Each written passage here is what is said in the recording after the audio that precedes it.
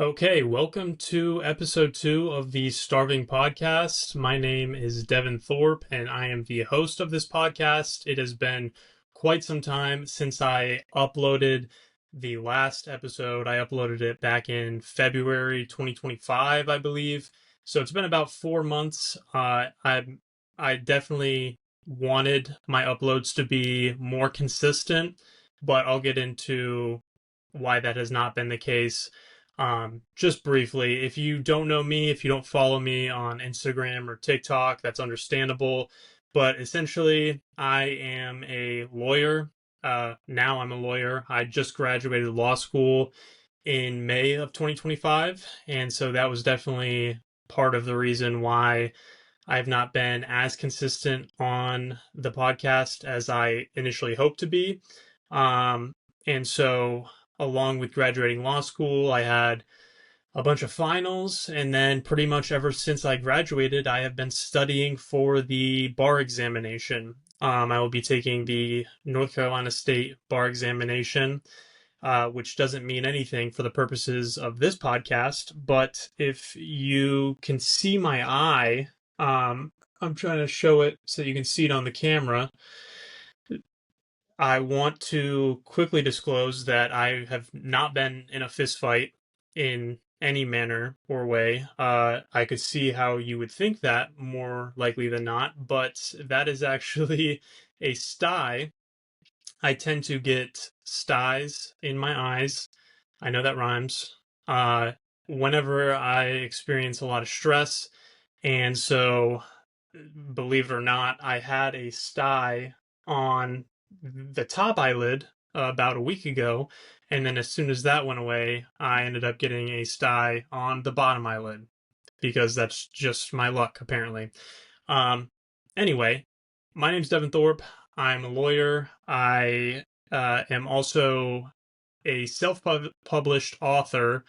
I have self-published 4 fantasy books as of right now, as well as a fifth book that is a science fiction novel.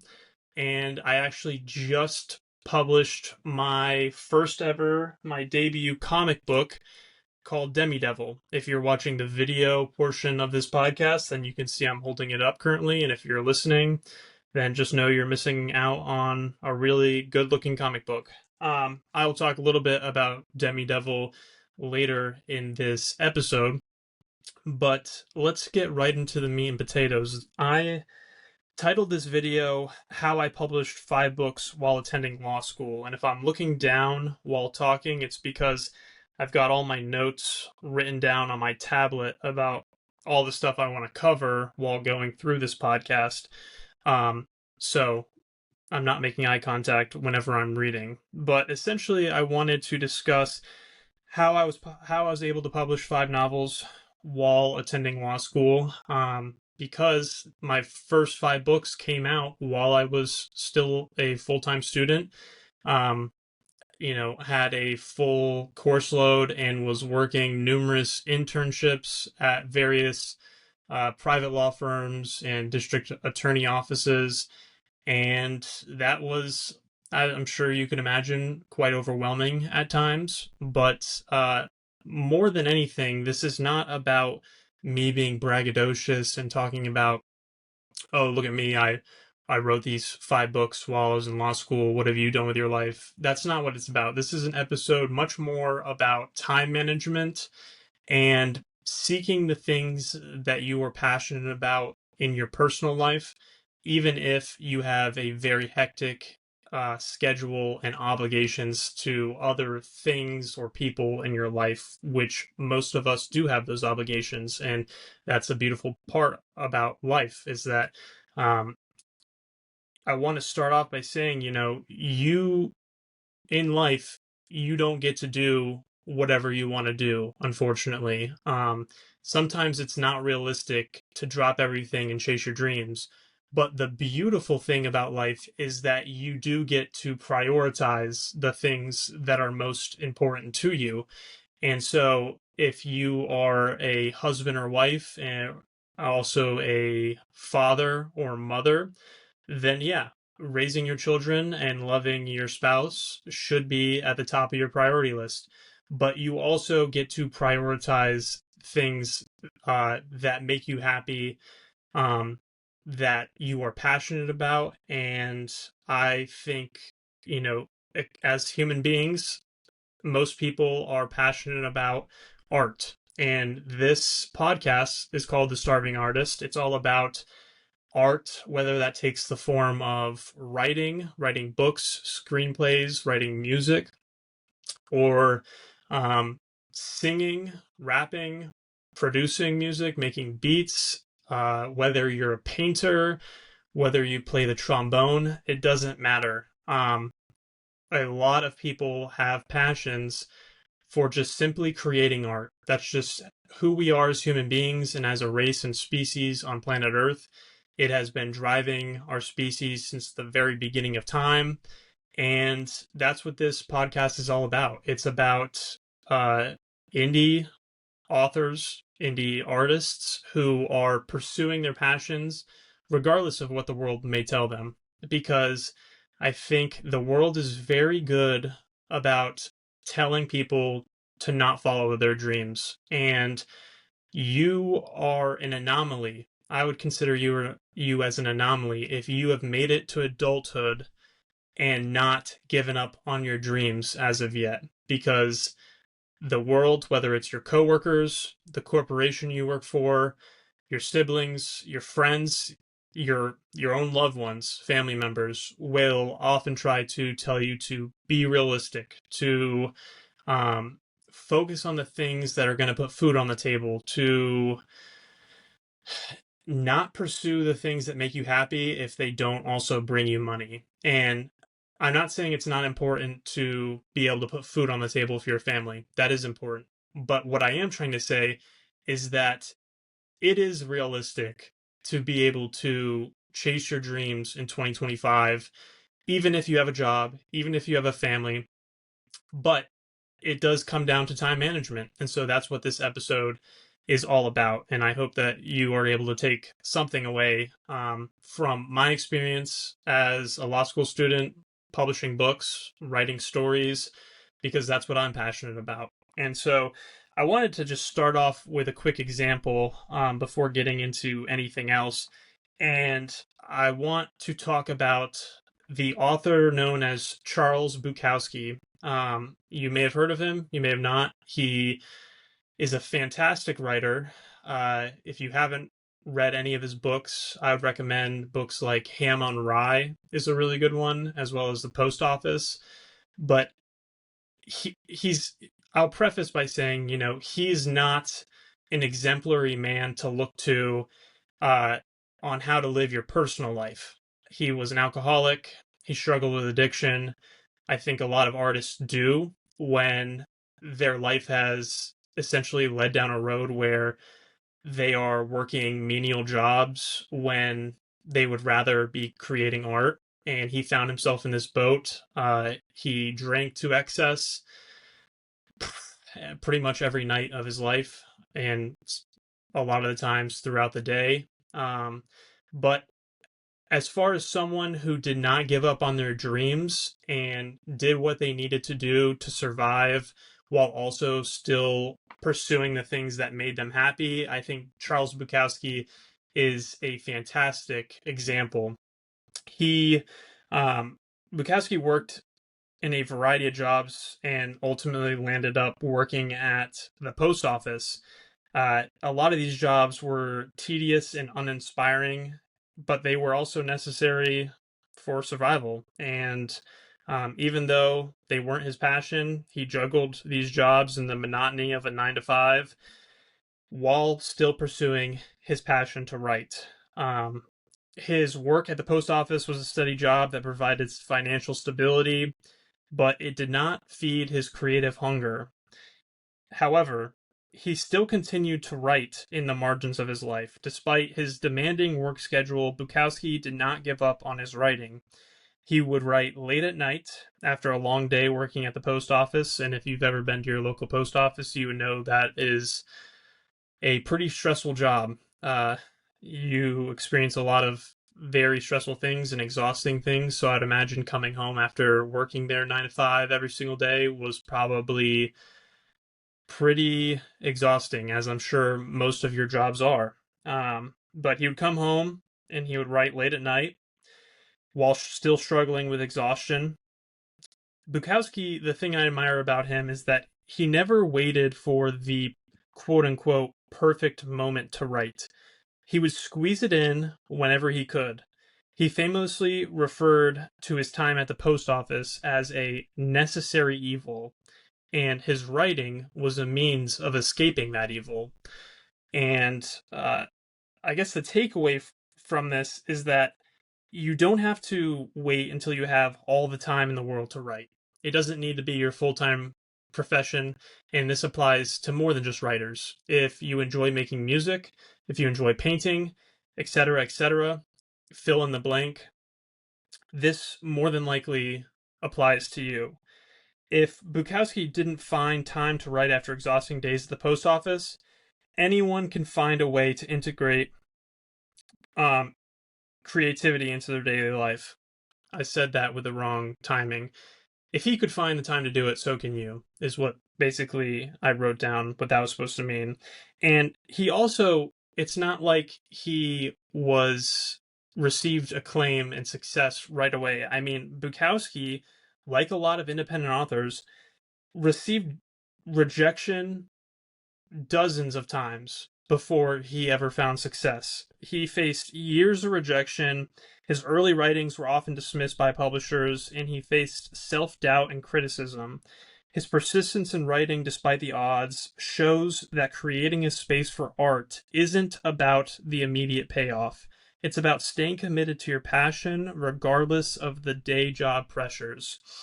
And the takeaway from that is like, listen, rejection, it definitely is a part of the journey. And a job that you might dislike, it does not define your self worth as a writer, as an artist, as whatever it is that you're pursuing in life. It's about consistency and dedication to the craft.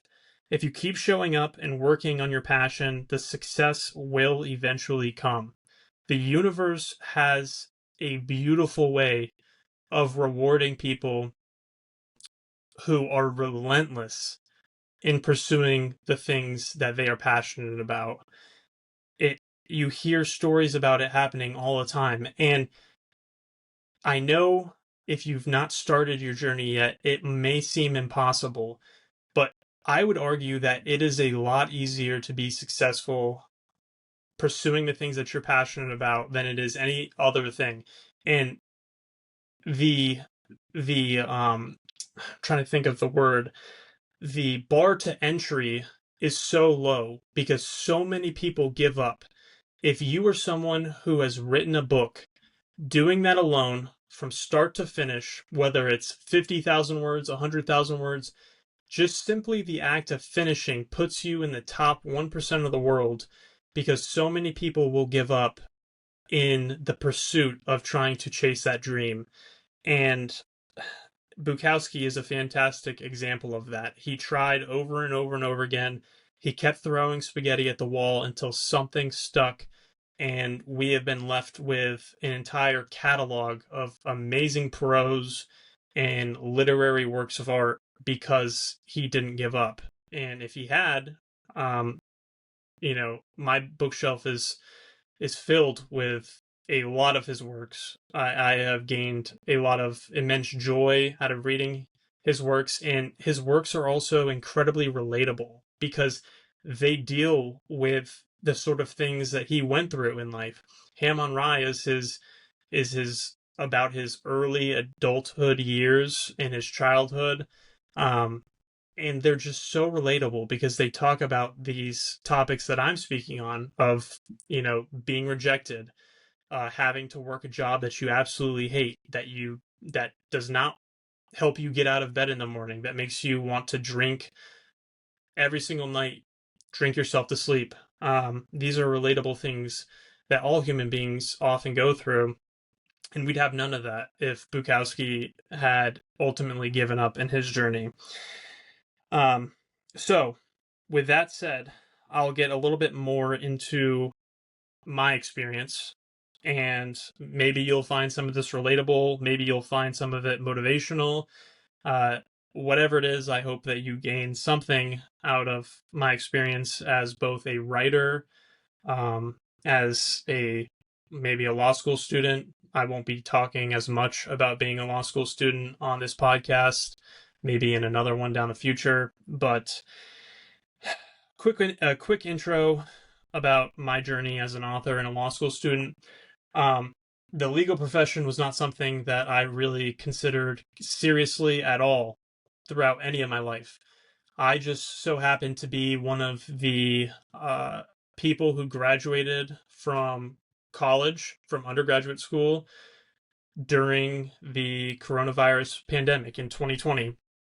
And because of that, there were a lot of hiring freezes everywhere, whether it was government jobs or private jobs, private corporations, whatever. Nowhere was hiring.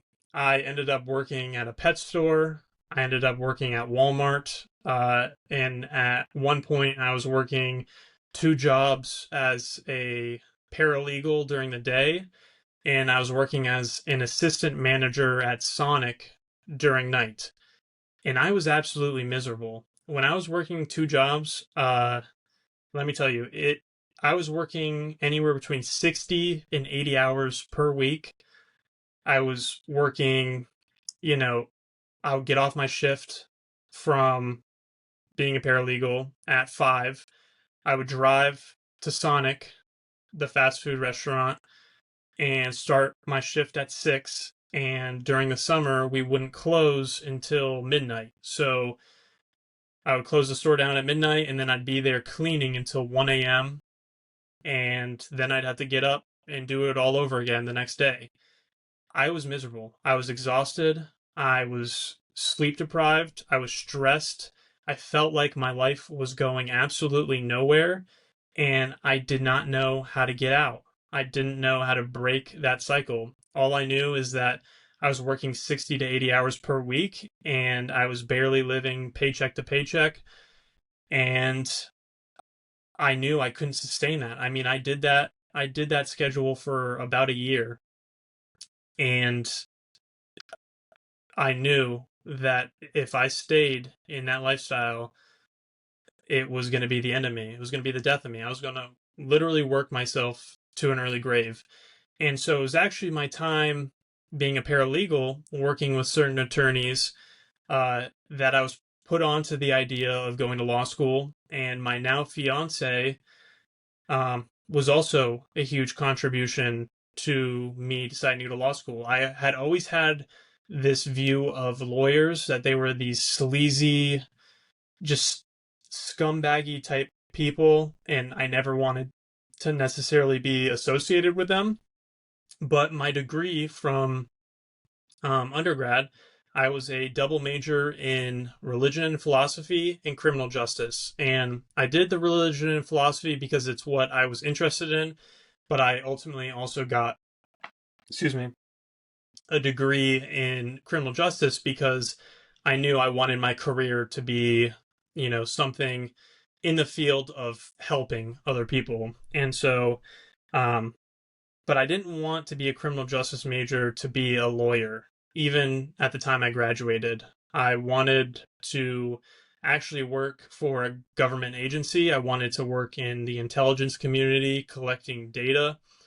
And it just so happened that all the government agencies in 2020 had frozen their hiring. And I mean, it seems like the coronavirus pandemic lasted for years. But ultimately, it felt like a lot of the places I wanted to work were not hiring until probably like 2022.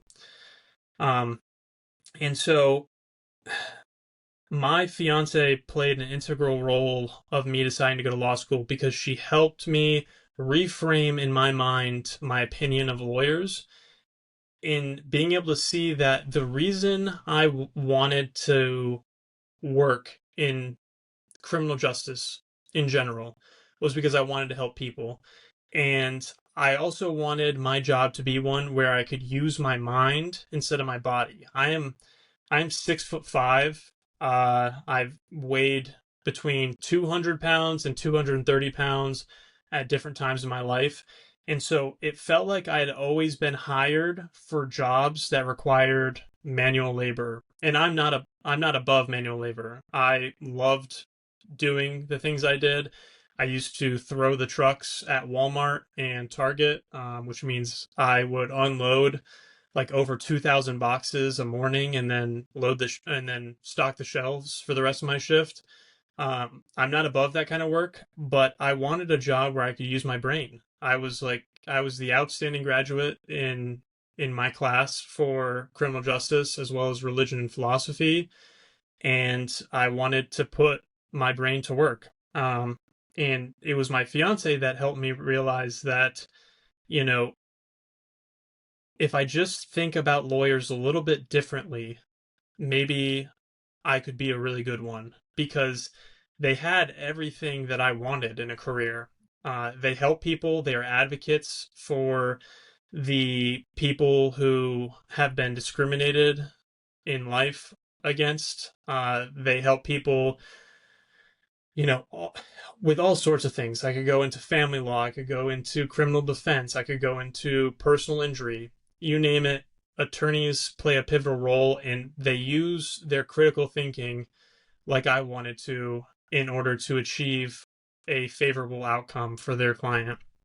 So I ended up going to law school. I now to talk a little bit more about my background as an author.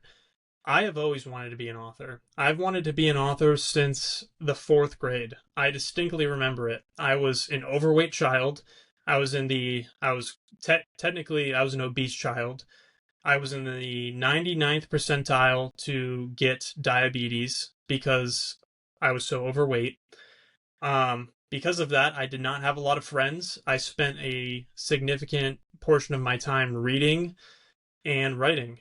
And I remember the school I was going to, it was a charter school, which is one of the schools that you get into through a lottery system.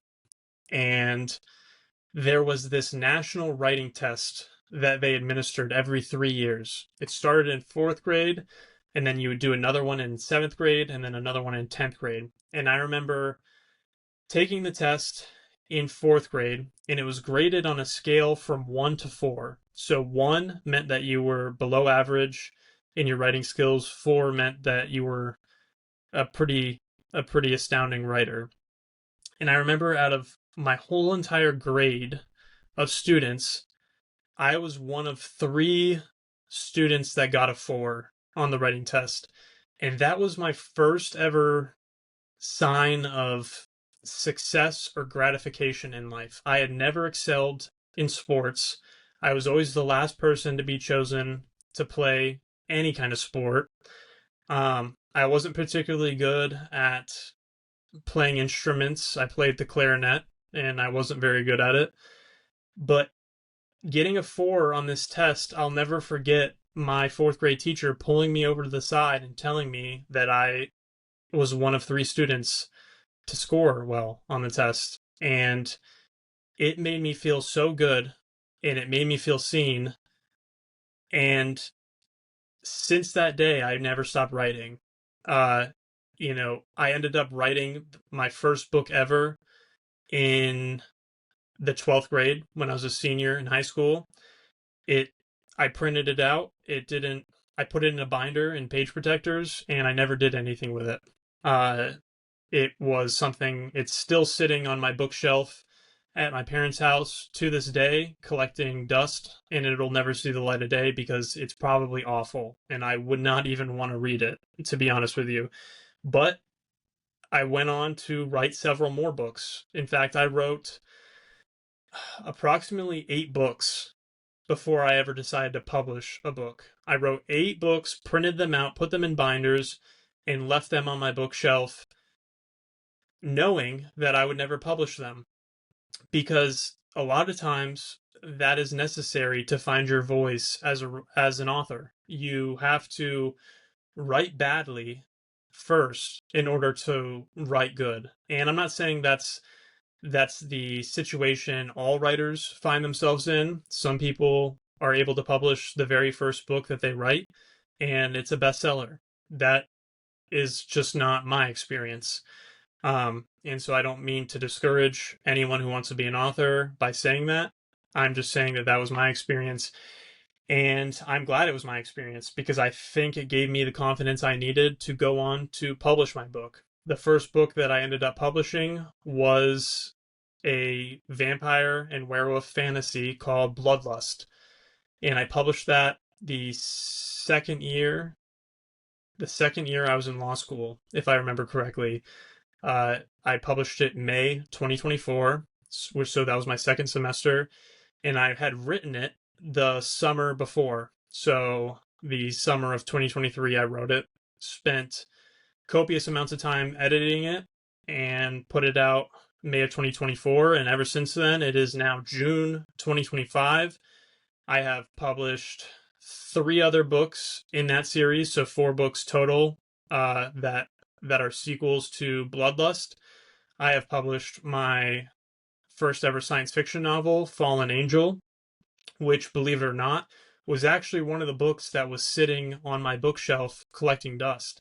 I wrote Fallen Angel during the pandemic. I wrote it when I was working these jobs that I hated as a means of escape, just like Charles Bukowski did. And it was at times the only thing that brought me joy in life was working on Fallen Angel. And I printed it out, I put it on my shelf, and I didn't touch it for 5 years. Like I said, it published May 13th, 2025. So just last month, as of the time I'm posting this podcast. I didn't do anything with it because I didn't know if it was any good. But I went back and I started to read over it and realized after publishing the previous four books I had that, oh my God, this book's incredible. And I don't mean to say that, arrogantly or pridefully, but while I was rereading this book that I had written 5 years ago, I couldn't even believe that I had been the one to write it. I There were times, there were certain paragraphs, prose, quotes in the book, and I was astounded by the fact that I had written that certain line or that certain dialogue or whatever. And I was like, you know what, now that I have built up a little bit of confidence, I don't want this book to sit on the shelf for the rest of my life and never have anyone be able to read it. So I made the decision to start editing it. I did several drafts. I had to change a good bit of it, and it came out in May. And it is one of the books I'm most proud of because had I not had the confidence to do something with it, it would still be sitting on my shelf collecting dust and it never would have came out, essentially. So that's who I am. I am not an expert author. I'm not a New York Times bestseller.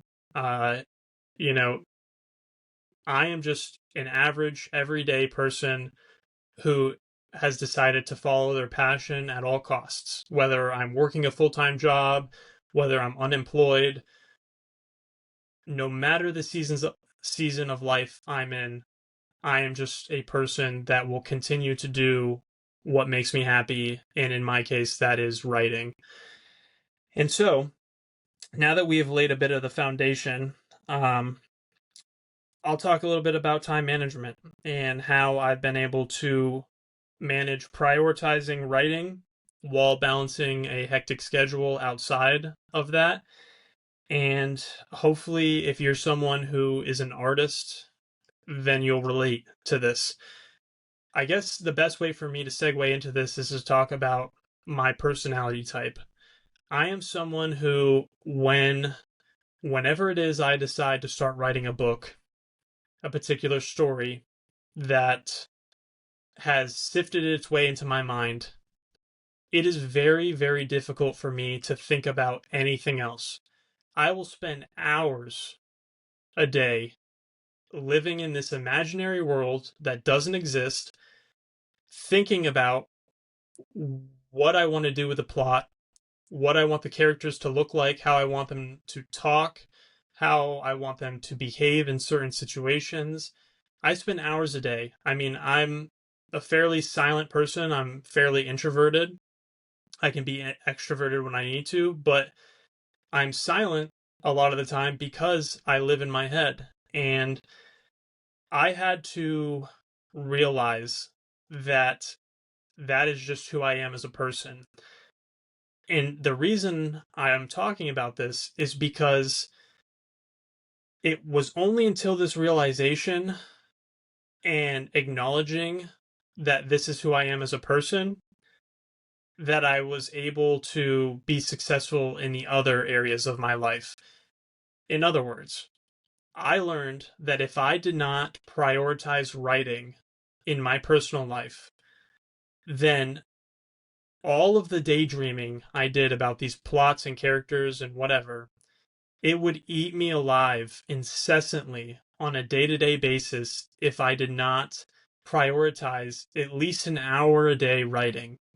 Because if you don't prioritize writing, you probably know this if you've tried, it's that if you don't do it consistently every single day, even if it's just for 30 minutes, you will start to forget the story. You'll start to forget the plot points and the plot twists and how the characters walk, talk, and act.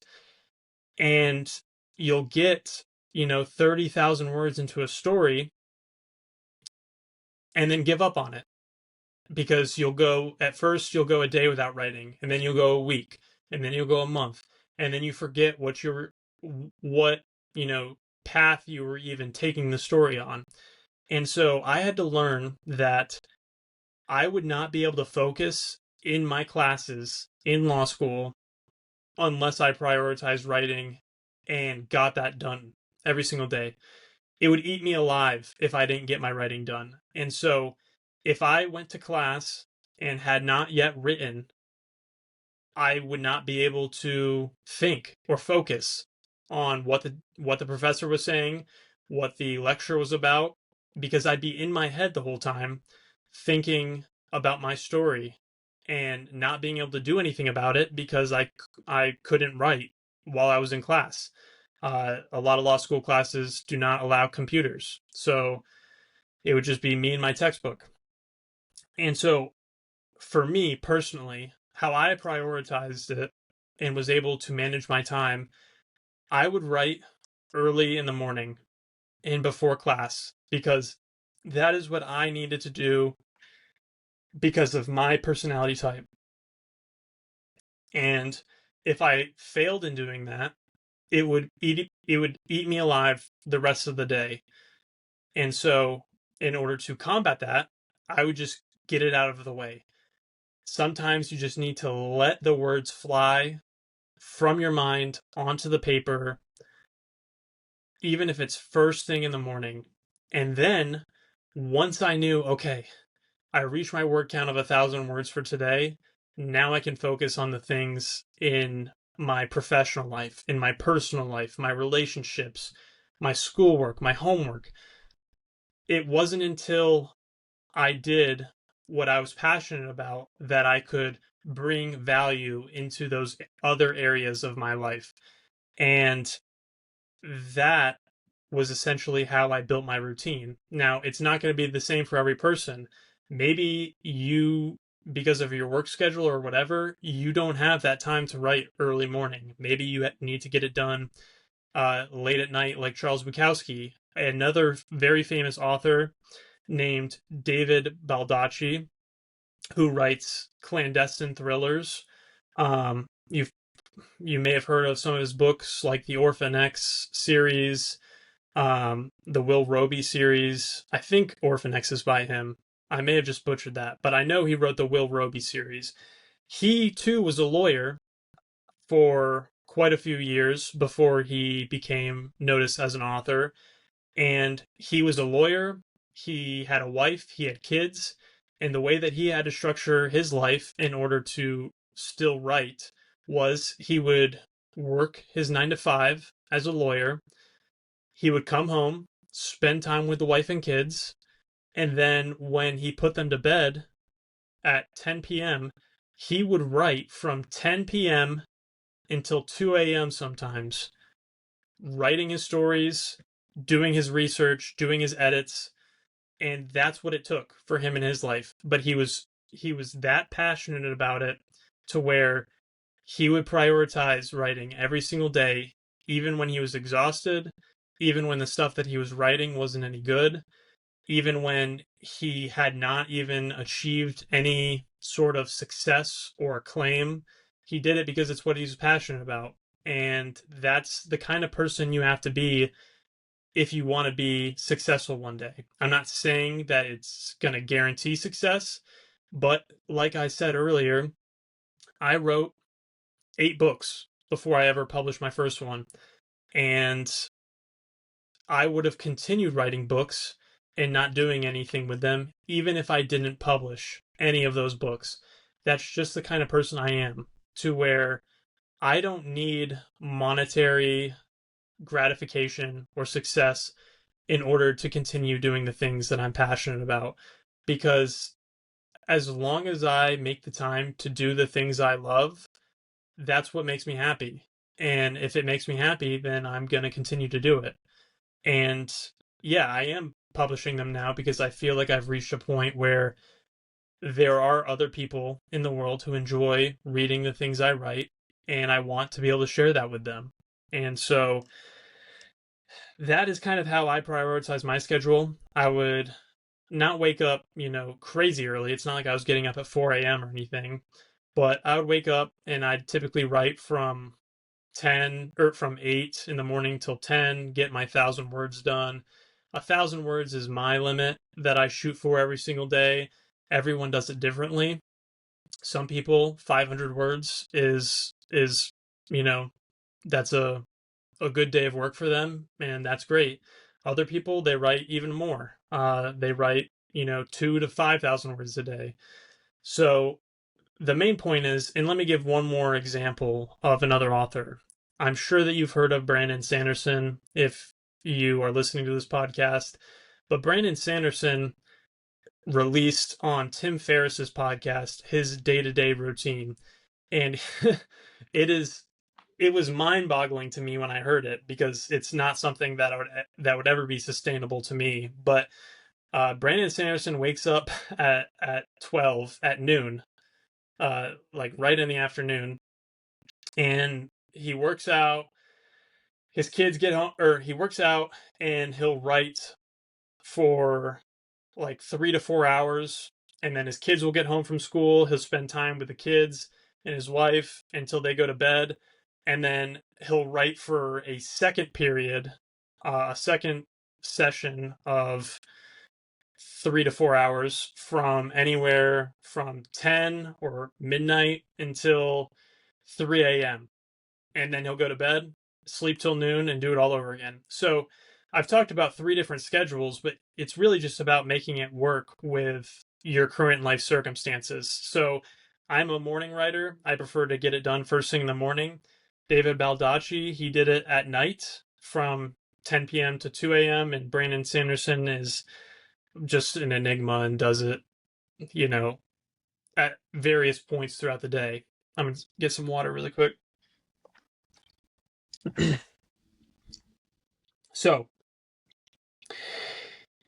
let's talk a little bit more about stress and how to manage it in addition to your time. Because ultimately, at the end of the day, if you're working a full-time job, if you have a family, and if you're writing, you're going to be stressed.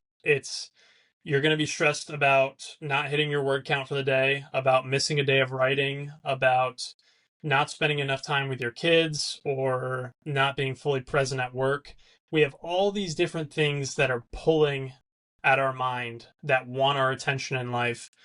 And all of that ultimately ends up making life a lot more stressful. I mean, just like look at my eye. The sty in my eye is probably the result of me trying to balance studying for the bar, which is my utmost priority right now, is passing the bar, because the bar exam is something that you don't want to do twice. It is a test that law school students study for 2 months. They treat it like a 9 to 5 studying, uh, like it's their full time job. And if you fail, you can't take the bar exam. They only offer the bar exam twice a year, once in July and once in February. So if you fail the bar, it's going to be quite a while that you're going to have to wait to take it again, but also that you're going to be unemployed or not working a job that you intended to be working. So that's my number one priority is like pass the bar. But also like I want to be able to use my time after I'm done studying or before I start studying to work on my books. And I think that's okay. I think that if it helps me focus better while I'm studying for the bar, then that is something I should take time to do. So, if you're working a job and dealing with all these different stressors, this advice that I'm about to give you might make you feel even a little bit more stressed. And that is, I think you should take time out of your day or week to prioritize exercise. I know that sounds crazy because if you're already struggling to find time to write, to do the thing that you love, why would you want to waste your time doing something that is not fun, that not a lot of people want to do, uh, and that is hard to motivate yourself to be able to do, even just finding 30 minutes a day or an hour to exercise.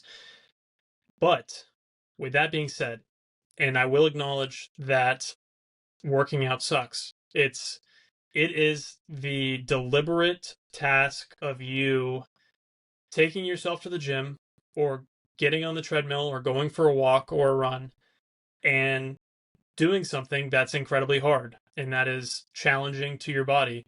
But studies studies have been clear and they have shown time and time again that your physical health and your ability to prioritize your physical health transfers over to so many different aspects of your life. It funnels into your emotional health, your mental health, spiritual health, and no one has ever regretted showing up for themselves and working out or going for that walk or going for a run. It's going to suck while you're doing it. You're not going to want to do it. You'll probably have to drag yourself to the gym, but it's important and it strengthens you mentally and it enables you to have a stronger mental health that will pay back in dividends in the rest of your life. It will help you manage your stress levels.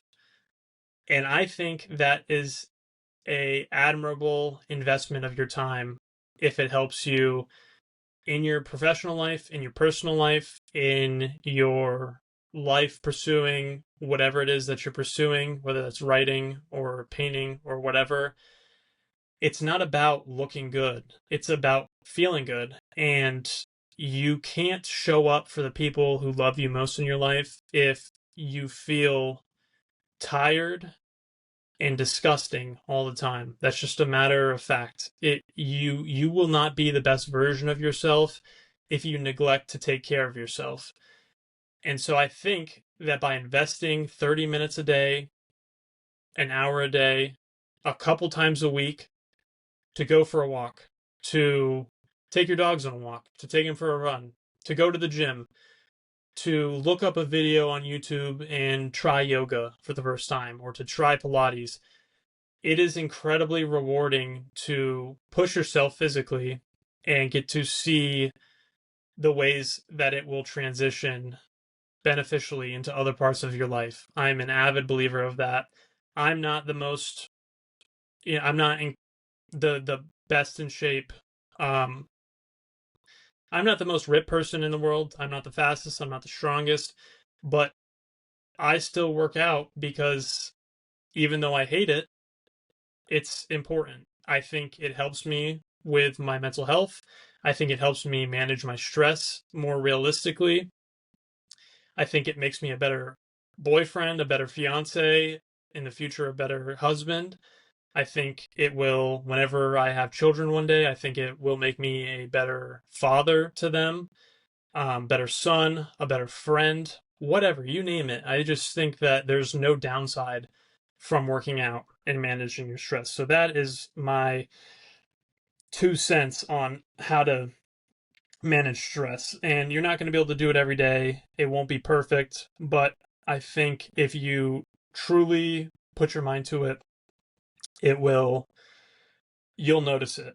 You'll notice the way you feel. And once you notice how good you feel eating clean and working out regularly, you'll never want to go back. So let's see. In conclusion, because this episode is getting a little bit long, I just want to reflect on everything that I've talked about briefly and kind of encourage anyone who's listening to be able to pursue the things you're passionate about, even if you have a hectic personal or professional life.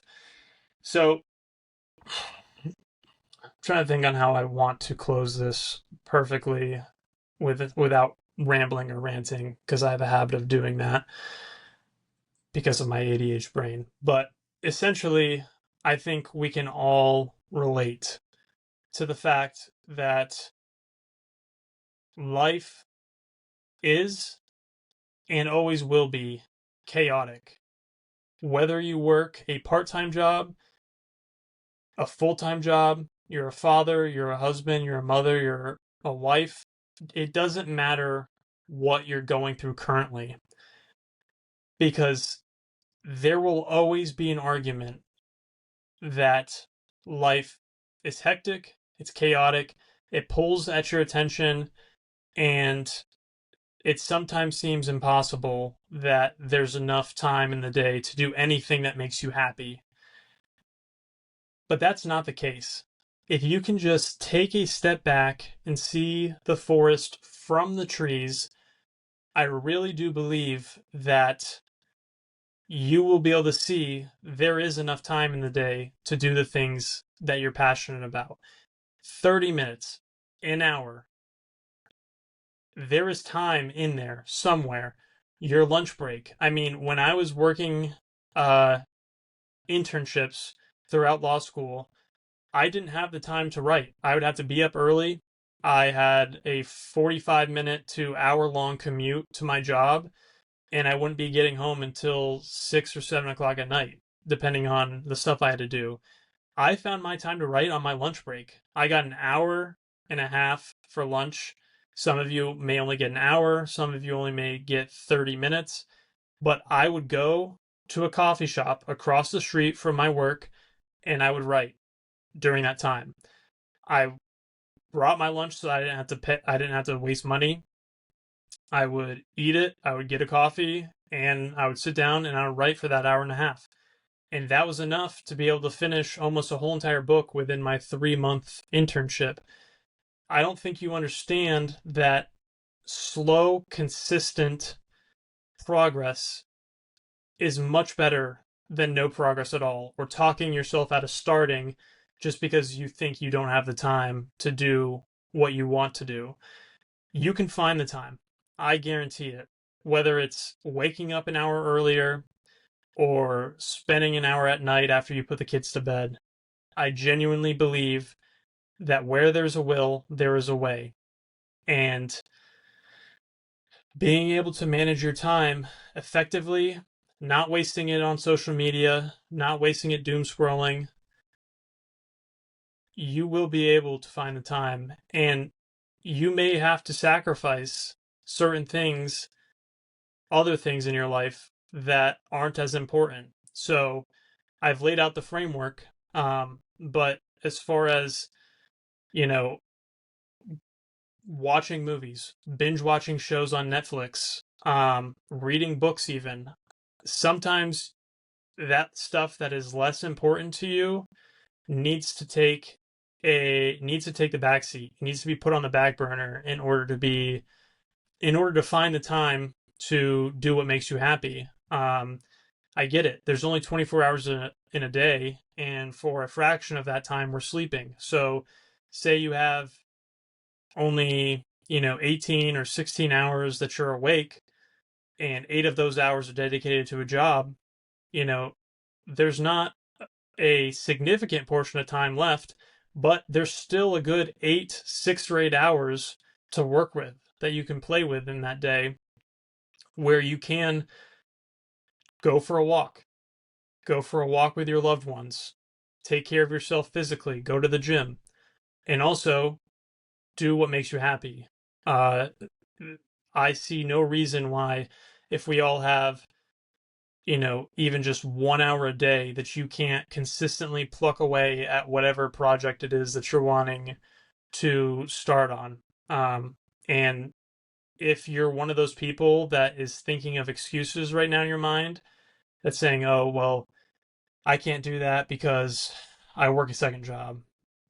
I mean, I wrote Fallen Angel when I was working 2 jobs. I found the time, and I had to find the time because if I didn't, I, I was so miserable that I don't even know if I would be here anymore. And I'm just saying that seriously and honestly, like that's how miserable I was.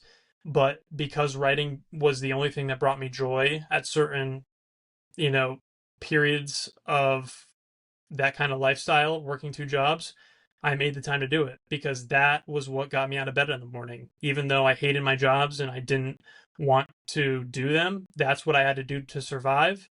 But life is about more than surviving. Life is about thriving. It's about doing the things that make you happy and just not listening to anyone who tells you differently. Because I promise you, I can guarantee you that there will always be people that have given up on their own dreams in life and will try to get you to do the same thing. Guaranteed. People will see you doing something that they gave up on, and not only will they not support you, but they will try to talk you out of it. They'll tell you you don't have the time, that it's going to take away from you being able to be a father, that for whatever number of reasons, people are going to try to talk you out of it. They're going to think you're crazy. But you can't listen to them because I promise you there will always be those people. There certainly were in my life. But ultimately, I ended up publishing my books and finding a readership, a group of fans and readers who genuinely loved the things that I wrote. And I can't trade that for the world. I wouldn't trade that for the world because it has not only given me confidence as an author, but it has reaffirmed that this is what makes me happy. It has reaffirmed in my mind that it's what I was put on earth to do, whether or not I'm ever a New York Times bestselling author, whether or not I'm ever traditionally published. I would rather have, even if it's just one person, tell me that my story that I wrote made a difference in their life. That's all I need. And that's all I'll ever need. Even if I am never successful at all by modern standards, this is what I'll continue to do with my life because it's what makes me happy. So, with that being said, that is the end of this podcast. I want to take a quick second to talk about my comic book, Demi-Devil. I just published it. Essentially, this podcast doesn't have any sponsors, but I just want to do a shameless plug for it briefly. Demi-Devil is, like I said, my first comic book. I ended up writing it in 2024. I am terrible at drawing, so I hired a comic book artist off of Fiverr. His name is Suraj Anwar, and he has been a third-party contractor for companies like the UFC. He illustrated the UFC, one of the Nate Diaz fights, where they would essentially have videos of Nate Diaz punching, and the video would cut over to a comic book panel of Nate Diaz doing that same action or whatever. Anyway, you get the picture. I hired a fantastic artist. I have plans to continue to hire him for future issues of Demi-Devil because I'm incredibly proud of the work that he put into this comic. And um, essentially, Demi-Devil is the story of Damien Devine, who is a half human, half demon hybrid. And it's a story not only about supernatural elements and demons, but also about mental health and a teenager who is trying to find his identity in a world where he's viewed as a monster. Um, Essentially, Damien Devine, because he's half human, half demon, he has been able to see demons his whole entire life. Everywhere he walks in public, he can see demons. He can see them interacting with humanity in ways that regular humans can't. He sees them whispering, tempting, uh, influencing our decisions. But because he's a demi-devil, if he decides to call on his powers and use them, then he will expose himself to the holy order in heaven and will be hunted down like the rest of the demi-devils from eons ago. And so issue number one is all about one day Damien Devine sitting in class and a school shooter uh, ultimately ends up shooting up his school. And it's about him having to make the decision of, do I sit here and stand by and do nothing? Or do I expose myself and paint a target on my back to the Holy Order and save my classmates? And I think it is a very relatable story. Obviously, I put out the disclaimer and the trigger warnings that it does involve a school shooting. So I know that is a very difficult topic for a lot of people in modern times. But I thought it was a necessary plot point for this story to kick off. And I think it is something that if you are interested in manga such as Jujutsu Kaisen, Demon Slayer, Black Clover, Berserk, then it would very much be up your alley because even though it was written in America and published in America, it takes a lot of influence and inspiration from Japanese manga and Korean manhwa. In its storytelling and in its artwork, the artist I was working with was directly influenced by Demon Slayer, Black Clover, Tokyo Ghoul, and Yu-Gi-Oh, believe it or not, when he was illustrating it. So I think it would definitely be up your alley if you're someone who enjoys that kind of stuff. Currently, it is available only on my TikTok shop, um, at Anonymous Author 4. You can also find it on Amazon as an ebook for $2.99. So you just type in Demi-Devil by Devin Thorpe, and it should be able to pop up for you. And it will soon be on my personal website. I am currently editing and working on my personal website to launch that will have all of my books in one place. It'll have a blog for me to write on, as well as a place to find all of my YouTube videos and podcast videos all in one seamless place to kind of bring everything together. That way you don't have to scramble from TikTok to Instagram to Amazon, whatever. It'll all be in one place. So that's all I have to say. I'm planning on being a lot more consistent in releasing episodes of this podcast. I hope to have some more guests on, other indie artists, as soon as possible. I've been reaching out to quite a few to come on and talk about their artistic process, but I hope to release an episode at least once a week going forward. And if I don't have a guest, it'll just be me on talking about my experiences and about relevant topics in the world of starving artists. So thank you so much for watching, and I will see you in the next episode.